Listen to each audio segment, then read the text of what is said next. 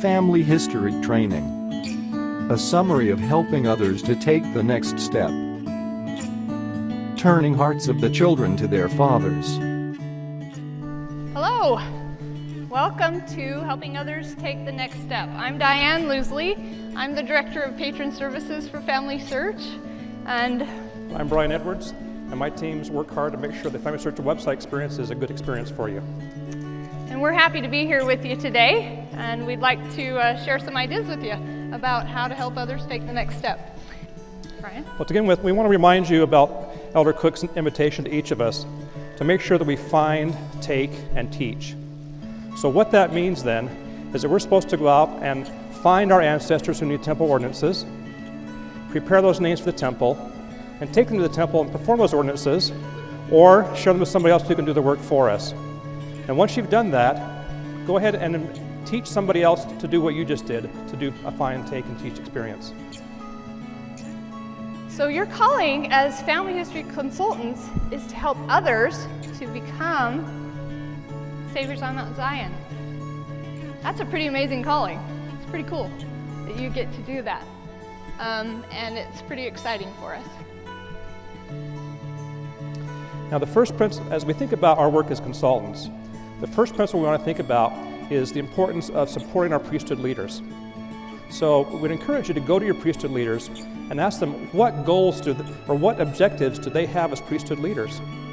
And then as you talk to them, sometimes they don't have specific objectives in mind around family history other than they want it to be done.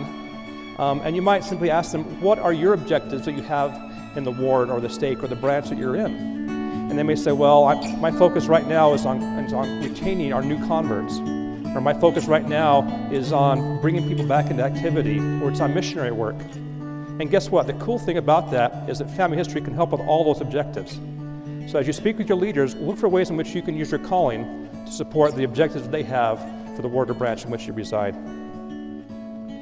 The second principle that we wanted to talk to you about is to be proactive. So I want you to think about what would happen if missionaries sat at the chapel. Maybe they put a sign out front and says, "Lessons taught here." What do you think would happen? Would they teach very many people the gospel? I don't think they would, Diane. I don't think they would empty. either. Yeah, they'd just be kind of, twiddling their thumbs waiting for people to come. Think about whether you do that as consultants. Do you sit and wait for people to come to you? Do you sit and wait? Or are you proactive? Do you reach out to people? Do you go to their homes? Do you pray? Do you seek the guidance of the Spirit in understanding who's ready for this and who is going to be at just the right place in their life, that they're ready for this work in their lives? So I just want to talk about different groups of people for you to think about as you're trying to increase your teaching pool. Because that's really what you're doing, is teaching people how to do this work. So first, think about the youth. The youth have been promised by several apostles now protection and strength if they do this work. And what else do we want for our youth? We want them to have that protection and strength.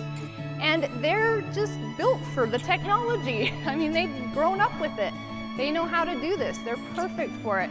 You just have to approach them a little bit differently than you would an older person, right? So another group that you might want to think about is new converts. New converts have just had an amazing experience, a spiritual experience where they have been converted and understand the importance of being baptized. They've just had the joy of being baptized. And they're in a perfect place where if you talk to them about extending that joy to their family members who have gone on before them, it's a perfect time for them to understand that and to want to share that joy with their family. And then by going then to the temple and having additional spiritual experiences, it helps strengthen their conversion. And then encouraging them to go and share that with their family and the feelings that they had, and teaching others to do the same. It's a perfect way to help our converts to continue to grow their faith and their testimony through these additional spiritual experiences. So think about new converts that might be in your area, in your ward or stake or branch. Young families is another group to think about. Now, young families, you have to think differently about them too, because you've got the little kids and you know, you sit down and you've got to figure out how you're going to keep them engaged and excited. Maybe you can come up with some games for them to play with their ancestors. Maybe you can come up with some thoughts around how to share stories of their family. So maybe they act out a story, or maybe you could do some ancestor trading cards or something. But think about creative ways to keep the young people engaged, because the Brethren have asked us to do this as a family. Family history is about families. So let's get our young families involved and seek the guidance of the Spirit as you contemplate how you will help these young families to get involved in family history. And then empty nesters. Generally they have time. They have some time that they can work on things. And they start to think about leaving something behind, a legacy for their families. When they're gone, you know, they want to leave something that they can be remembered by. They want to tell the stories of their grandparents, and so it's a perfect time in their life when they're receptive to this and might be interested in doing this. Now, another way you can increase your teaching pool is to, when you meet with someone, after the visit, think about how the missionaries do it. What do they do after they visit with someone? They ask for a referral, right? So think about that. Talk with the person and say, is there someone in your family? Is there someone in the ward? Is there someone else you think is ready for this message of family history and doing family history and then taking their ancestors to the temple? And then go with them, you know, as a consultant, help them. So think about that process. That's another way to increase your teaching pool, is to get referrals. Diane, when we were out doing some research in Peru, we came across a family history consultant who was just amazing. And she's really set an example for me in how I approach things. And we've talked about her a lot internally. Her name is Melva. Now, Melva moved into this branch, and she was called as a family history consultant. But she viewed herself as a family history missionary. And what that meant was she was a missionary. The entire branch was her teaching pool. And so she said, well, I'm going to help everyone to find and take a name to the temple. And so she began going through the ward list with all of the active members who attended church. She went week after week, she'd go knock on someone's door and say, hi, I'm here to help you find and take names to the temple of your ancestors. And as she did that, she went through the entire list of everyone in the entire branch who was active. She finished that and then began on all those who were less active, who weren't attending very regularly. And she went and introduced herself to them and offered to help them with their family history and help them take a name to the temple. And often the response was, well, I'm not able to go to the temple right now. And she would say, no problem. Let's go talk with the bishop and you can get ready to go to the temple. In the meantime, let's start doing your family history. And so she did this. She was able to help not only those who were going to church regularly, but those who were less active, to feel that joy in their hearts again, to have their hearts turned towards their ancestors, to remember the excitement they felt when they were baptized, and to extend that to their family members, and to help them get back with the bishop so they can get ready to go to the temple themselves. So that kind of proactivity and reaching out to people was just a huge example to me in my life. And I hope it's one that inspires you as well. Now, as we think about this, to make the experience successful, it's important to prepare for the visit. Before you meet with a person, prepare. So how do we do that? Well, what I like to do is I like to go talk with the person I'm going to help, and I ask them, I offer to assist them, and I tell them I'm happy to help you find and take names to the temple. And then I say, but what are your goals? What would you like to accomplish? And then knowing that, I have a good place to start so that I'm lined up in line with what they want to accomplish. Now also remember that you are entitled to revelation. Whether you've been set apart as a family history consultant or whether you're simply helping do the Lord's work by helping family members, friends, and neighbors to do their family history, you are entitled to revelation from Heavenly Father. So please seek the Spirit as you meet with people, because it will help you to narrow in, and the Lord knows them better than we do, and He'll know exactly where to direct us to go. Diane, I found in my own life that the Spirit really directs us if we humbly seek for it. It's amazing how much the Lord wants these people to receive their ordinances, and He wants the members on this earth to be touched by the spirit of Elijah, to feel the Spirit in their lives. And so that Spirit is there for us as we seek for it. So I'd like to share with you just a little bit of the tools. This is a little bit of a how-to session as well. So now the old way of doing family history and helping somebody else out was that we'd sit down just start from scratch. Say, let's take a look at your family tree. And what often happens is I've watched consultants in this situation is that pretty soon they've got the mouse and they've got the keyboard and they're clicking away and they're doing things and the person's watching and they're getting a little bit frustrated, confused, and next thing, and it gets pretty intense because they don't know where they're going. They haven't planned ahead of time. So there's a new way to do this, and I want to show you a few tools that are going to make that easier. And the first thing I want to show you here is called Help Others. So this is a feature, it's often what I think of as one of the best kept secrets on the entire website. Yeah. But it's very, very powerful if you use it. So if you go to the family tree, there's a little link up in the upper right-hand corner that says Help Others. So if you click on that then, up pops a little box, and you can put in the person's username and their helper ID. So the way I would use this is I would go to somebody and say, I would like to help you with your family history. We'd talk about their goals and objectives. And after we do that, I'd say, may I have your permission to look at your family tree? So I can prepare ahead of time before we sit down together. As they give me that permission, I'd say, great, would you mind sharing with me your username and your helper number? And I can go ahead and do that. Now, the helper number, by the way, it's a 5-digit number, and for most members of the church, it's the last 5 digits of their membership record number. So that's found on the Temple Recommend, or they can get it from the ward clerk or the branch clerk. But those 5 digits, along with their username, can let you into their tree to look at them on their behalf, so you can prepare ahead of time. Or you can also use their full name and their birth date with the helper number again. Helper number yes. too. But the thing is, we don't want to ask them for their password. That's private to them. So we use the helper number instead with this process.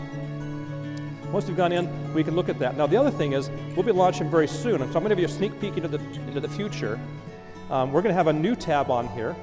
If you look at that tab right there, then this tab allows us to go in, and we're actually going to show you a ward directory or a stake directory of those in your ward or stake. And you'll be able to click on someone's name, send an email invitation to them asking for permission, and when they accept that, you'll have access to go straight and look at the family tree.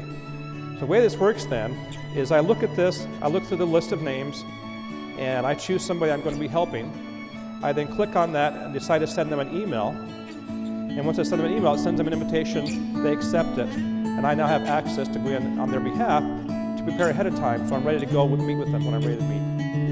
It's going to be much simpler. You have that. So the Help Others is already on the website right now. The ability to use a ward directory or stake directory is coming in the future. So, I often think about this. I think about teaching children to ride bikes. And Diane, there was an interesting scientific study done recently. Oh, yeah? And they studied what is the best way to teach a 5-year-old how to ride a bike. And the researchers discovered that the best way does not involve putting the 5-year-old on an adult-sized mountain bike and pushing them over a cliff. Really? You mean that's not the best way to teach a 5-year-old? No, they scientifically proven it's not the best way to do it. Now, obviously there wasn't a scientific study that did that because that would be a ridiculous study to do. And yet for some reason, sometimes as helpers and consultants, we do that to people that are just trying to learn how to do family history. We get so excited that we jump into all the hard things. We're merging records and names, and we're attaching sources, and we're going to 15 different websites, and we're analyzing things, and we're doing all the research that we love to do, and we lose them like that 5-year-old on the bicycle. So as you approach this, please don't do that to them. We know in Scripture about precept upon precept, line upon line, here a little, there a little. The same thing applies to family history. That's how we approach and work with people.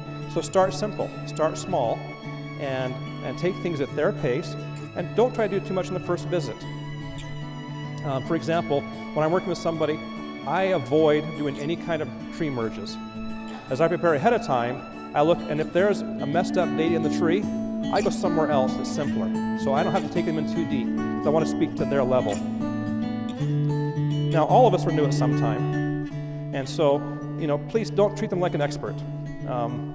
President Monson said to us, none of us can become an expert in family history work without first being a novice.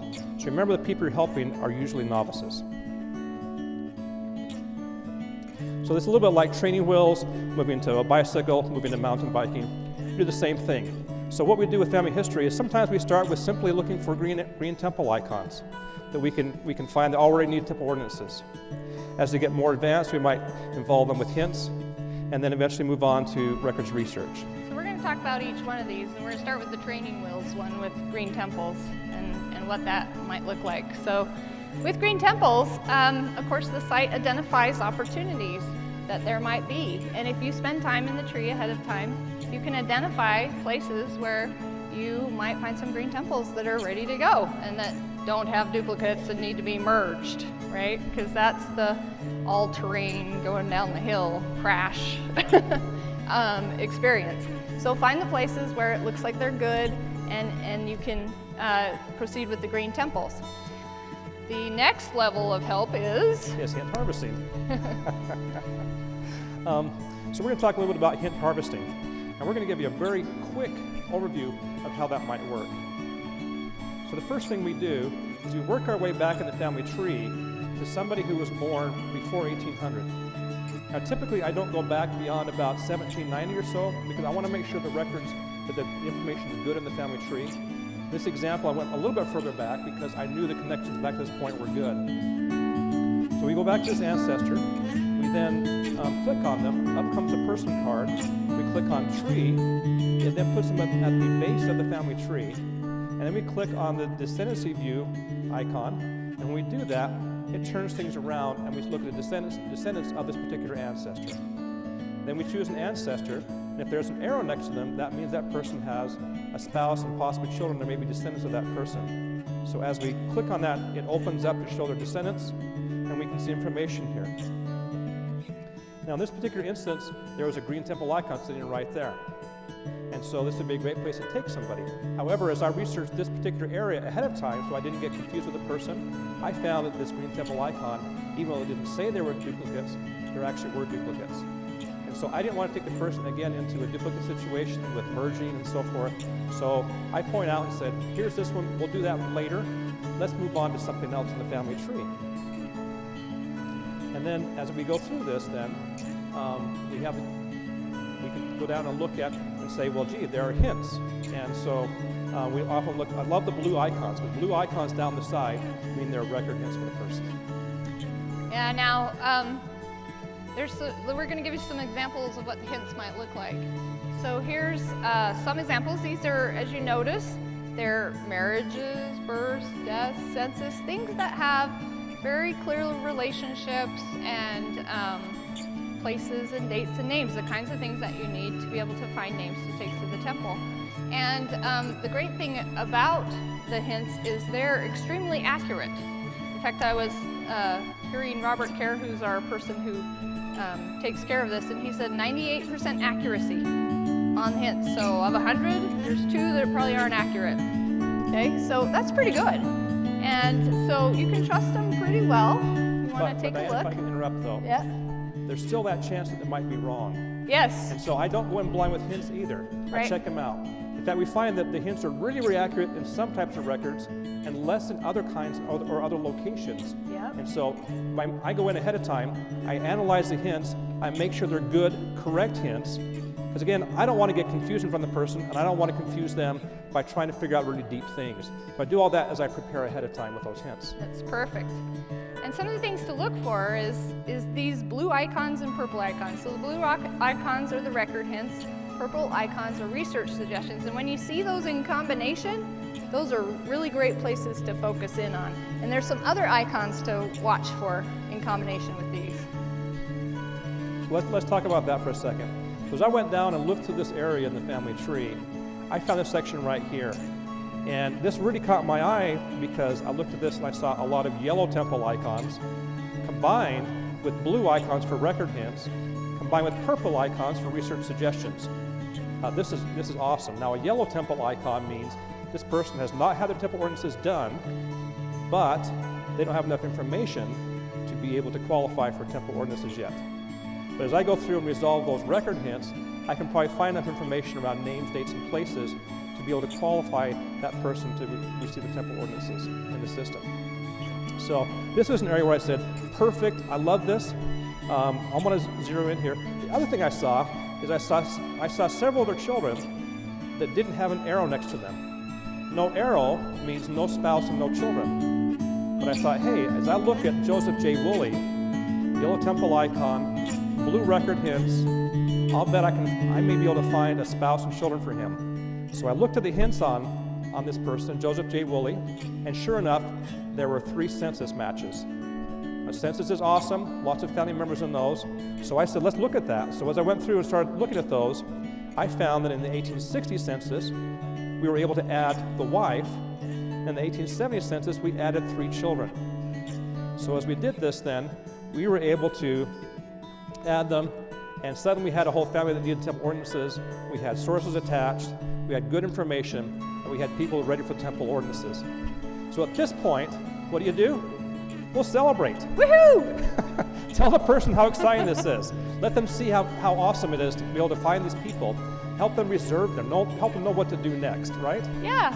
Well, and have fun. I mean, celebrate with them. Yeah. This is I don't always yell opportunity. yoo-hoo like Diane does, but I do get excited with them because it's a fun thing to do.